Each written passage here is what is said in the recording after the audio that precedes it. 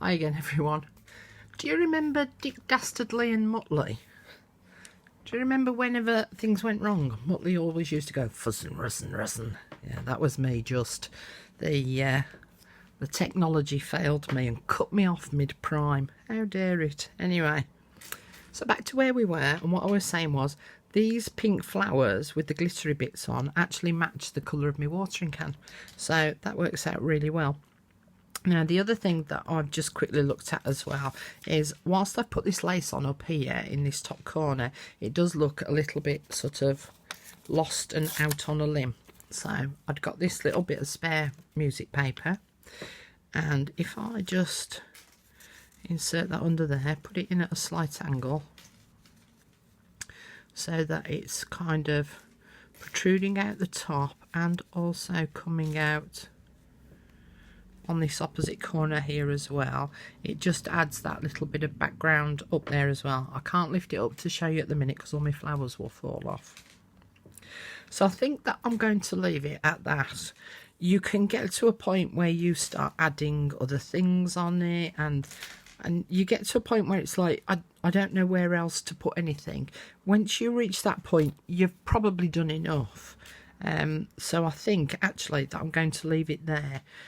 I think I'm going to add something else later on, but I want to get the rest of the things on and have a little look through all my bits and pieces to see what I finally think of.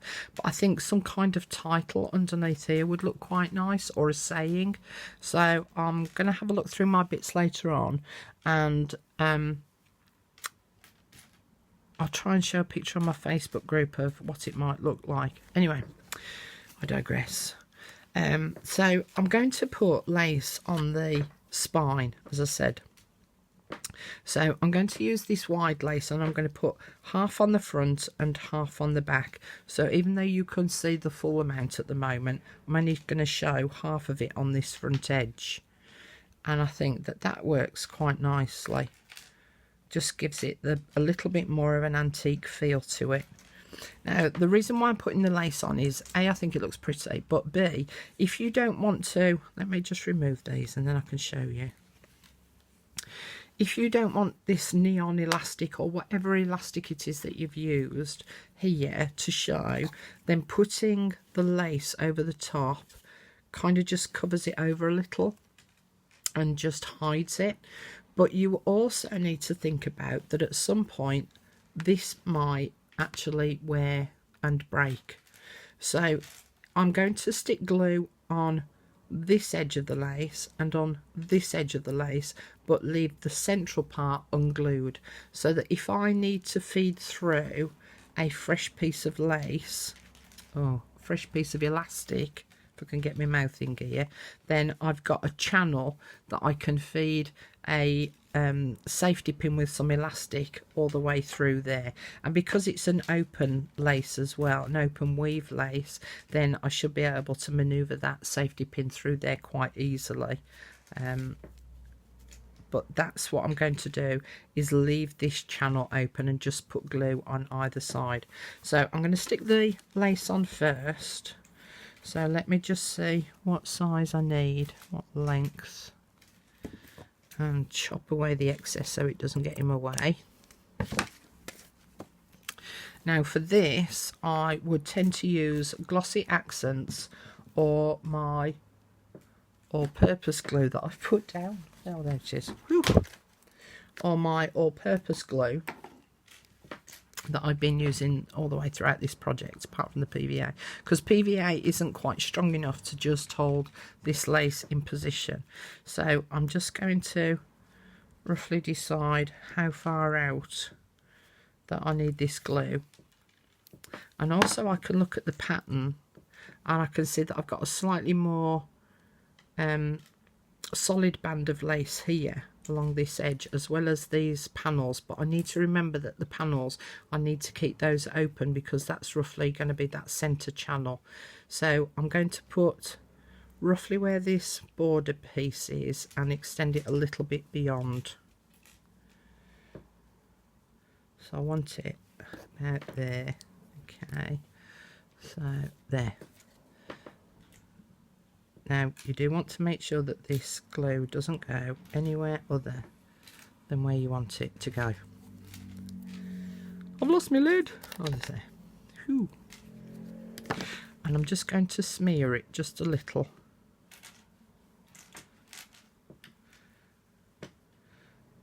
And it does dry relatively clear, this glue. It leaves a little bit of residue, but not much, so that it doesn't damage the fabric and you won't get a load of shine showing through the lace. And then I'm going to turn it over and see where this goes. And again, as you can see, I've got this border of lace here. So in fact, what I could do there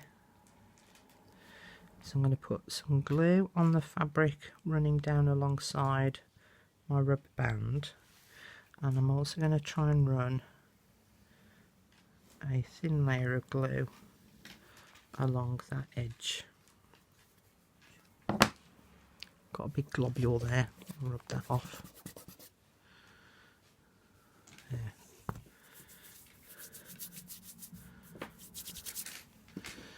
And then just pull that over.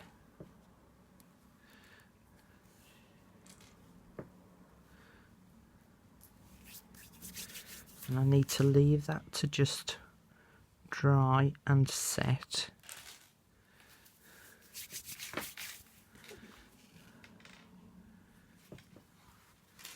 So that's now just framed that front cover down that side. I also needed to make sure as well, because of this lace that's sticking out the edge here, that the lace kind of matched colour wise with this a little bit. If I'd put a white lace on there and this is cream lace on here, looks a bit odd. Right, okay, so I'm now going to stick my music paper on the back. And I'm just using the PVA glue.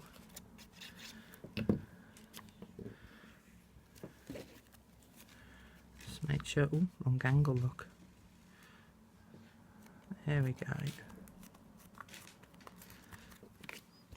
Now the other thing you need to think about too when you're layering like this is that obviously the front cover is going to open and it's going to rest against a flat surface, and then you're going to start writing on the pages that also lay on this side.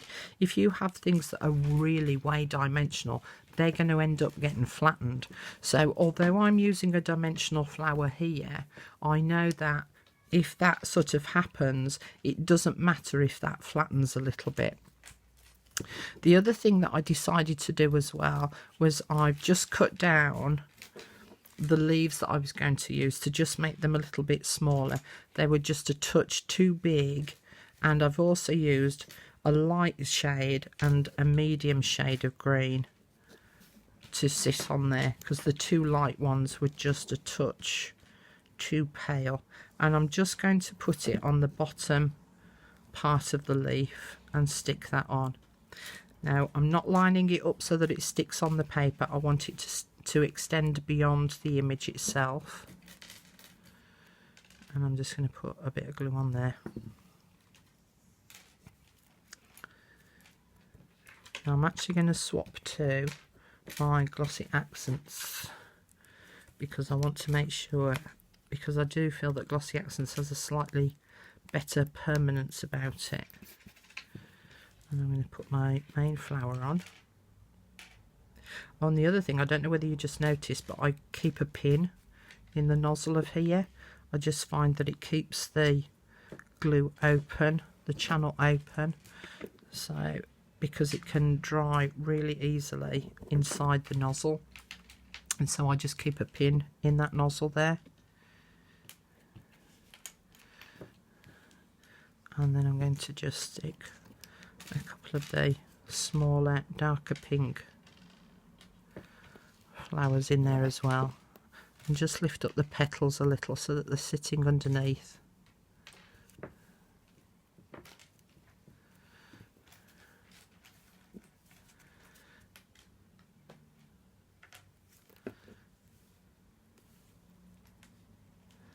Now again, I'll need to leave those to just set a little.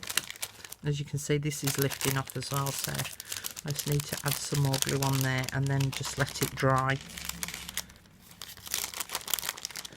So add another pink flower on there. I think things work better in threes. So I'm just going to add a bit of glue on the back of that one. And the other thing that I'll do, but I'll do this off camera, is can you see there's little tiny beads stuck to the centre of those flowers? I'm actually going to peel those off and re-glue them in place, because I've had this happen to me before where they haven't been stuck on with a very good glue, and so they come off quite easily. So I'm actually just going to peel those off, but I'll do that again later. Now if I wanted to, I could add just have a tiny bit of the lace just showing, so that it's just protruding out that edge a bit. And I think I'm going to do that. I don't need all that bulk, so just trim off the bulk. And I don't want a corner, so we'll trim off the corners. I'm just going to use the Bostik glue.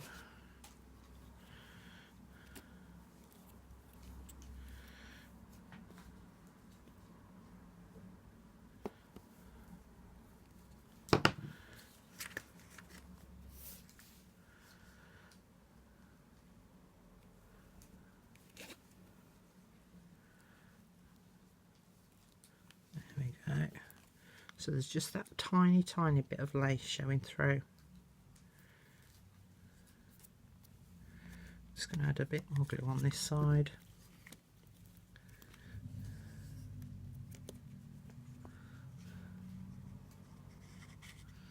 There we go.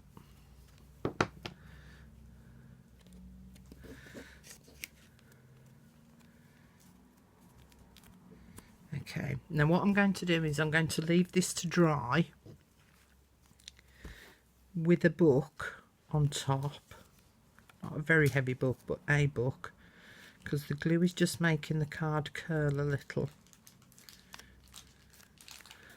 But just to give you the idea of that is now how it's going to look when it's stuck on the front cover. Now the other thing I wanted to talk to you about as well, just very quickly, was these ribbons. So I find, especially if it's a fatter journal, I sit it between my knees and push it together and then do it up, because trying to, can you see, look, it's spinning, trying to control doing this up, because I'd like my bow in the middle. So I hold the two ribbons together and I form a bow. Now, sorry, let me do it how I wouldn't. Yeah, so if you normally do a bow, you go over the top and then bring it through. But what you can see is happening here is the loops are going to go in opposite directions to each other. Okay. With mine, I tend to do the bow going in the opposite direction, so I come from behind over the top and then I kink it back. So I kink this bit here back to go through the loop, and it takes a bit of practice. So now my loops are at the top, but then I also then separate them, pull on one so that that loop is slightly bigger, do the same on the opposite loop, pull on one to just pull it through a bit to just make it slightly bigger, and it just creates a slightly nicer effect there. And then on the ends of the ribbon here, or the seam binding, is you can either cut them off at an angle diagonally. I think I've got a bit of glue on the end of my scissors there, so that you can form a nice tapered point. Or if you fold it in half,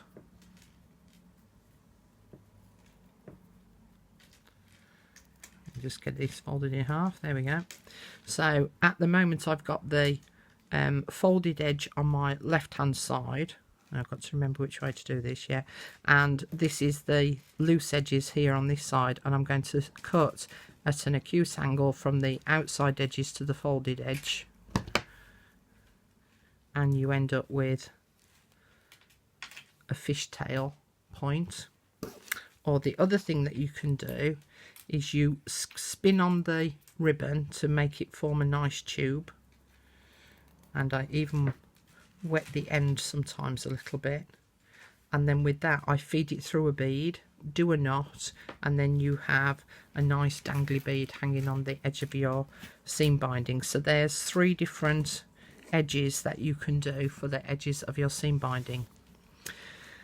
So finally we're done. Woo! Can I have a woo, Mum? Yeah. Go on then, do me a whoop whoop. Woohoo! Did you hear that? That was like a lot of effort, wasn't it? So we're finally done recording this journal. I do hope that you've enjoyed it. I hope that you've learnt a few things. I did this mainly for newbies, to show you that it is actually quite a simple process, and you can create something really quite beautiful with it. You might want to record what you're doing in your garden. You might want to record what you're doing on your holidays this year. You might want to store photographs in there. You might want to store theatre tickets in there. But one of my main things that I like to stress about making journals is the history. We are creating our own little piece of history here.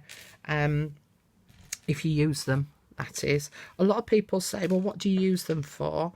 And I say, well, you can use them for storing your history. So you could keep a diary in there, or as I've just said, your gardening stuff, your holiday stuff. So you make it personal usage for yourself. But in years to come as well, you can look through these and look back at the things that you used to do when we were younger. But one of the things that I used to say to my dad was, Dad, if you don't tell us your history now whilst you're alive, then, you know, it's going to end up dying with you. And I just think it's a nice way of us creating our own piece of history that our kids can look on in the future and say, God, is that what our mum used to get up to? Anyway, that was my thought for the day. As I say, I hope you have enjoyed doing it. I hope you'll come along and join me on my Facebook group, and I'm sure that there'll be many more tutorials to come in the future. There is a project coming up very shortly that I'm going to be advertising, which I'm quite excited about. So I hope to see you then. In the meantime, I will do other videos of the other journals that I make and do flip throughs. Keep a journal to make notes of the things that you like in other people's journals. Right, I'm prattling again. I'm off for a brew. See you later. Thanks for coming. Bye.